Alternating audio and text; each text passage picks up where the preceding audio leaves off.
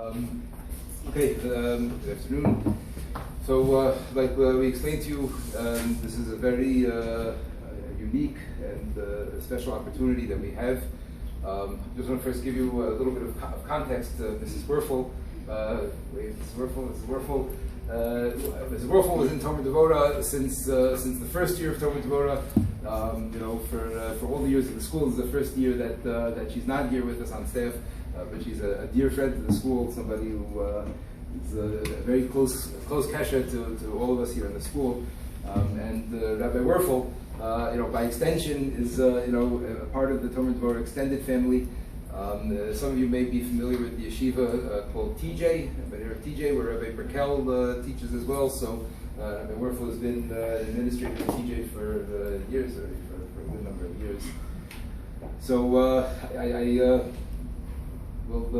don't have many words of introduction other than just to say, Hodu Lashem Ki Tov Kili Olam Chazdo, that it's a schus that Rabbi Werfel is with us after being through what he went through, and I'd like to ask him to share some thoughts about what happened and thoughts on Emunah, and Mr. Hashem, we should have chizuk from him.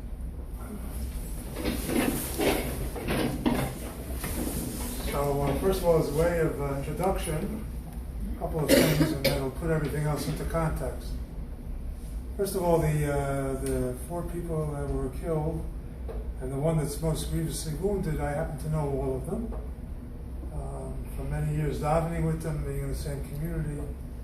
And while I understand intellectually that they're very special, each one of them in their own way was a very elevated neshama, it still makes it, I still don't understand, and probably never will, I'm sure, why they were taken, even though intellectually I could understand, that the one, somebody said at the Levaya, that, Hashem gives us a neshama as a pikadon, as a, like on loan. He gives us a neshama, each one of us gets a neshama on loan for X number of years, and then when he decides it's time, he takes it back. We may not think it's time, but he knows it's time, he takes it back. Whatever the reason. Intellectually, I can understand that, I think we all can, but I just don't understand it. And because I'm just a human being, and Hashem is on a level that's far beyond anything we can comprehend. So I will tell you like this: to be able to put in perspective, having lived in Eretz Yisrael now 16 years. And there's an expression, Eretz Yisrael nichnes b'yisurim. You acquire Eretz Yisrael, you get to live in Eretz Yisrael if you, through a series of tests that Hashem gives you. And I can tell you that this is, you may have heard it, read it, I can tell you that it's absolutely true. But what the chesed is that each step that he gives you builds on to the next one. He doesn't give you like the hardest, worst right at the beginning, usually, hopefully. He builds it up.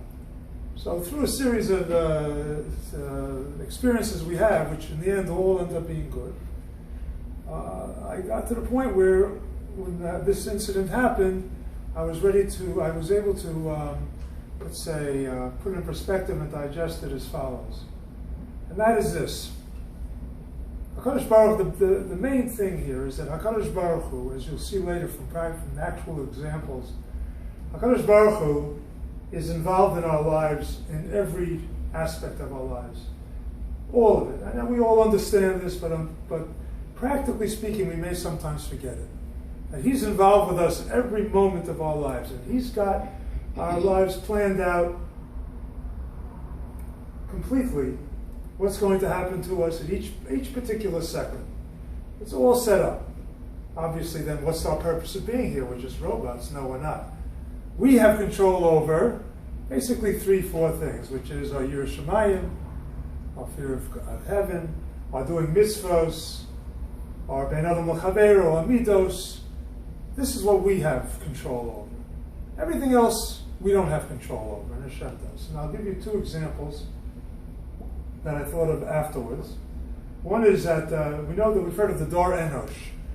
First there was Adam Arishon, then there was his son Shes, and then there was Enosh, was his grandson. Now, what happened during the Dor Enosh? The world started praying to idols. They started praying to idols.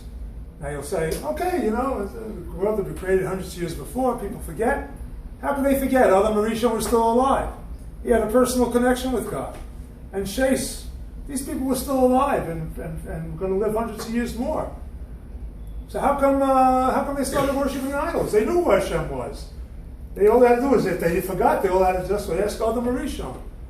Or they could ask Shais, what's doing with Hashem? Is he really here? So how could it be that they started praying to idols? So my feeling is, to put it in contemporary terms, I think you could say that the Dor HaNosh thought that Hashem was the CEO of the world, chief executive officer, CEO. CEO's the head of a big corporation. CEO he has a series of vice presidents. He makes in conjunction with them, make all the major decisions. But a civil secretary who's sitting in the corner office for some person, part-time person or something, he has nothing to do with. He doesn't deal with the little secretary. You spell that word wrong as he walks around the room. He doesn't do that. He's sitting in his office making major decisions. So I think that's what Dor HaNosh's mistake was. They did not believe in God. They believed in God. They knew He was the creator of the world. But they thought He was the CEO. He didn't have time for the little people, for you and I and everybody else who was in the world. Compared to the world, a human being is a tiny, tiny speck. So how could He have time for us? He must have delegated that oversight to underlings. So then they looked around. What is there? The sun, the moon, the wind, the rain. And that's how they went off. They did not believe in God, but they thought He was the CEO. The other thing that hit me a few days later, we all know Tehillim Kuf Chaf Aleph. I saw in the And what's one of the psukim there? One of the psukim is Hinei lo yonum v'lo yishon shoma Yisrael. Now, the obvious question is, David HaMelech has to tell us Hashem doesn't sleep? Is there anybody here who believes in God, who thinks that God doesn't sleep? Who thinks He sleeps, rather? You think He takes a nap during the day? He's a little tired, running the world. So what is David HaMelech telling us? So I think in the context of what happened, I think it's another way to show that Hashem doesn't sleep. At every second He's involved with us. He's involved with us all the time. Whether we realize that or not, He is involved with us all the time. Again, except in the areas we have control, which I mentioned before. But other than that, He's controlling. He's in the past, He's in the present, He's in the future, all at once, and He's got everything under control. So so therefore what? Therefore, I think certainly for me, it comes out that there's nothing to be afraid of. As long as you don't put yourself into a position of danger, let's say go at night, take a walk in East Jerusalem, or go to Beit Safafa, or up here, whatever, Shuafat, and take a little stroll at night. As long as you don't do that, where you're giving yourself, giving the something a reason to claim against you, and maybe something that wouldn't be expected would happen. As long as you don't put yourself into danger, you have nothing to worry about. Why? Because Hashem is watching. He's controlling everything. And whatever's going to happen to you is going to happen to you. You have no control over it in terms of that. And so therefore, if you don't have control, worrying about it is not going to help you. You shouldn't be afraid. You shouldn't be afraid. People said, how'd you go back to the minyan the next day? I davened there for 11 years, the same minyan, basically. Of course, what am I going to do? I'm going to go to a different minyan? I don't know what happened there. Why should I worry about it? It's not in my control completely. It's out of my control. I can't worry about it. That's a very important yesod, a very important fundamental in believing that Hashem, the hashgacha of Hashem, is all the time, not just not just at times. It's always, all the time. And if that's the case, you have who's your best protector? Hashem is. So He'll take care of you. Whatever it's supposed to be, He'll take care of you. Now, what actually happened? You have to visualize the room. The room is basically the shul is a square, basically, with a beam. You come in. There's the lobby entrance to the shul, and then about 20 feet further down, straight down, is the base measures where we have the first minyan. And that minyan is, the room is divided on the left side, and the left side is completely all tables and chairs, base measures tables and chairs, all the way from back to front. And then the beam is in the middle, and the Aron Kodesh. And then on the right side, there's an Ezra's Nashim that takes half the distance. So when you first come into the base measures, you cannot see anything on the right side. Anything. That's where I sit. I sit on the right side. And on the right side, in addition, there's Aron Kodesh obviously in the middle. And on the right side, basically opposite where I sit, there's a door, a second exit. Since every room, every public room has to have two exits, an exit and an entrance, has to have two ways. That's the law. So that's the other door, besides the doors you come into the basement. So what happened? These two terrorists came in. We were basically up to Chazaras Hashatz, waiting for the Chazan to start. And they came in, and from what I understand later, because I was sitting waiting for Chazaras Hashatz to begin, so I didn't really hear anything until things really got crazy. They came and shot somebody who was in the lobby, waiting to speak to the Rav, asking the Shaila. And then they saw, but they didn't know the building at all, they saw the base measures in front of them. Had they known the building, they would have gone upstairs where the main minyan starts at 7 o'clock, and it was 7 o'clock, and many more people davening than they're davening downstairs. So if you want to kill as many people as possible, you don't go where there's less people, you go where there's more. But they didn't know this. So they were in the lobby, and then they saw there were people in this base measure. So they came into the base measures, one after the other, and suddenly you hear shots and screams and things. I think people throwing chairs or whatever. There was a whole big balagan. So the people that were sitting on my side, maybe there were 6, 7 people on my side. Everybody ducked, obviously, because you want to get hit by a bullet. And most of the people went out that door. I told you in the front, on the right in front of me. Most people went out that, except for 2 people. 2 people either didn't think about the door like me, or for whatever reason they didn't go out the door. The 2 of us were still under the tables after the bullets they ran out of bullets. They had small handguns, which you have to reload 1 bullet at a time, so it takes some time to reload it. They'd run out of bullets. And then but they also had meat cleavers. Meat cleavers are a nice size, butchers use it to cut up meat. It's like this. It's not fun, it's a very dangerous knife. So they had them, and they were busy with that on that side. And I was under the table, I didn't see what went on Baruch Hashem. I really don't want to see what it is, and people have told me that I try not to listen, because it was pretty gruesome. But anyway, so we're under the tables, 2 of us are under the tables, they run out of bullets, and there was nobody left standing, because everybody else had either escaped through one door, or even on the people on the left side, there were many who escaped through the door that they came in, and whoever left was either dying or wounded on the ground, couldn't move, and the 2 of us. So they saw us at that point, and they came towards us. So the person who was on my left, he picked up these tables. These are not light tables, these are heavy tables, and he picked it up horizontally to use as a shield. So I did the same thing. It seemed to be a very good idea. So I picked it up, and we used it to face off against the 2 terrorists, 1-on-1. Right? That's where we were holding. That took about 20 seconds, I would say. Now, to tell you, you've heard, how many here have not heard of adrenaline? Any of you have not heard of adrenaline? Okay, everybody in chemistry, you hear about adrenaline, you study human body, you hear about adrenaline. Adrenaline is a chemical from the adrenal gland that's released into the system under times of stress only. You cannot will it to happen. It happens when you're under tremendous stress or emergency situations. You've heard of people that lift cars up to save somebody who gets crushed under a car, where if you ever asked them to do it normally, they couldn't even lift it a quarter of an inch, a car. Because the car weighs 1.5 tons or something. The person can't lift that kind of weight at all. But they're able to do it. Why? Because this chemical of adrenaline gets released into your blood system and gives you 2 things, as I found out. One is more strength than you think you have. And number 2, it gives you amazing powers of concentration. Amazing powers. Why? Because I was able to lift the table and hold it fairly easily.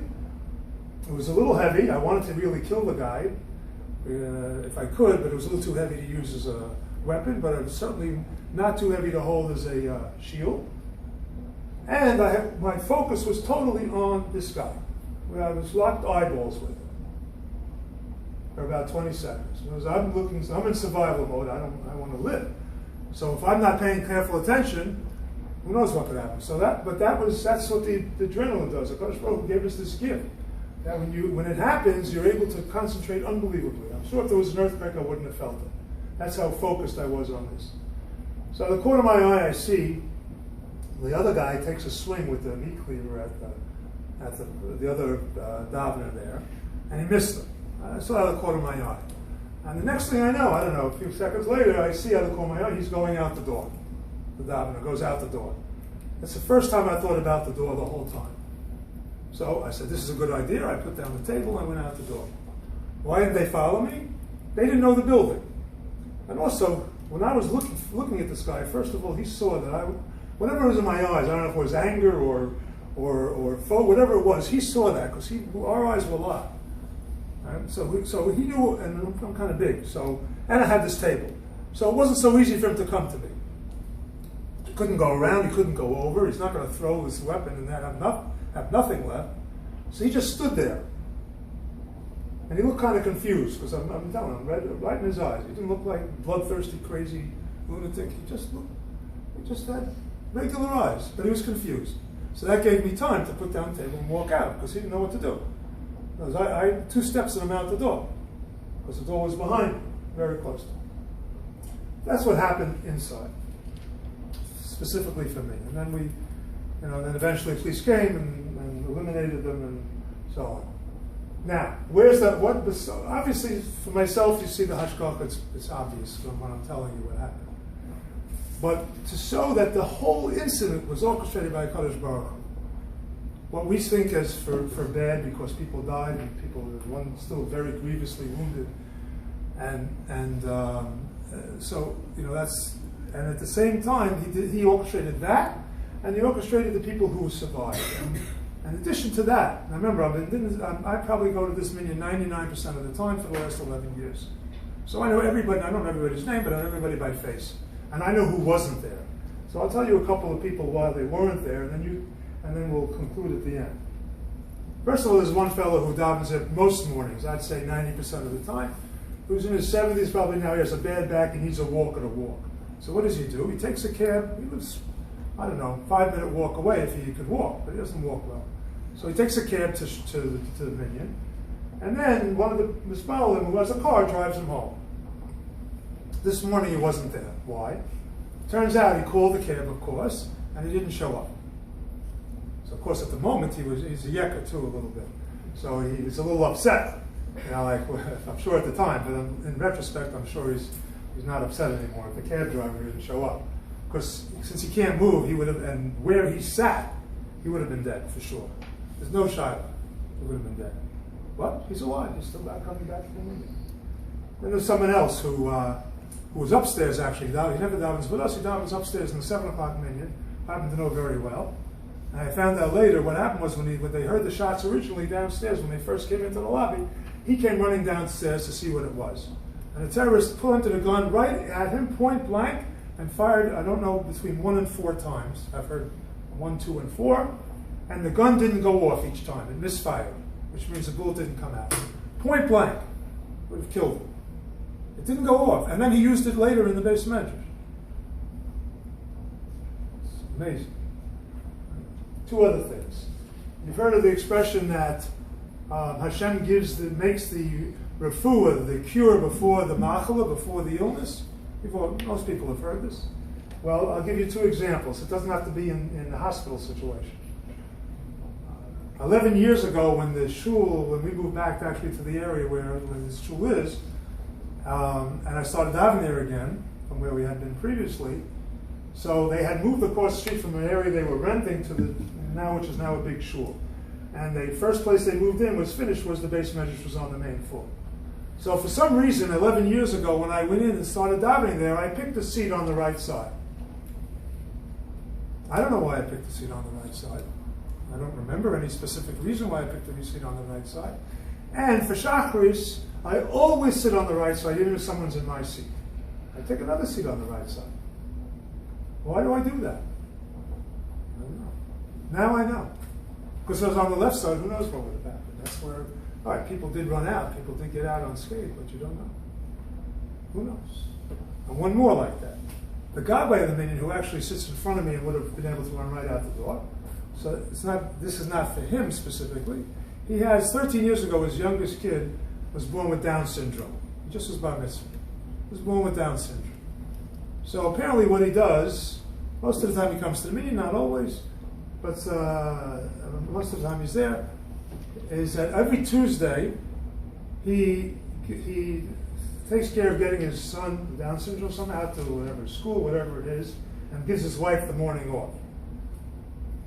That's what he does every Tuesday.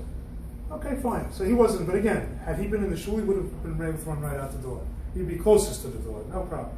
So how is that related to what happened? Because after davening, there's somebody else who I know well, who sits on the left side, in the line of fire, for surely would have been in the line of fire, who always comes, and they learn the chavrusa for about, 15 minutes after davening, every morning. That's what they do. If both of them are there, they learn together. So, but he knows every Tuesday that the Gabbai is not going to be there because he's with his son, the Down syndrome son. So what happened this Tuesday? That doesn't mean he won't come to the davening in the minute. But what happened? It so happened that he had a late night the night before, and when he got up, he knew he didn't have to come to learn after davening, so he went to a later minute. He would have been right in the line of fire. I know exactly where he sits. And there were people wounded and killed on both sides of him. So, you could say after hearing these four, and so there were more, but this is the four is enough to get the idea. You could say it's all a coincidence. It's all mikra. It just so happened he got up late. It just so happened that he was there. You could say all that, but you can't. That's the point. The point is that Hashem is with us all the time.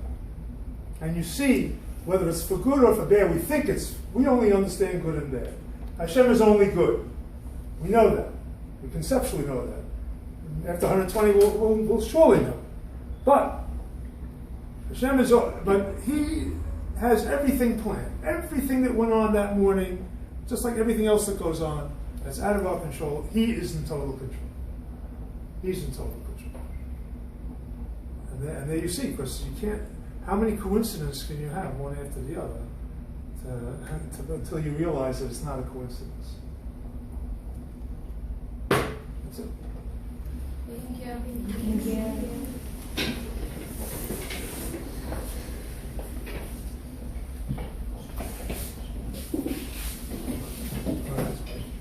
Yeah, if anyone has questions, any questions just about the experience, about the reaction to the experience from the community or from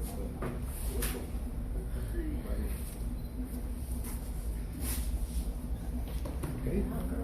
You solved all their doubts. Yeah, they're all You solved all their doubts. That's like someone told me the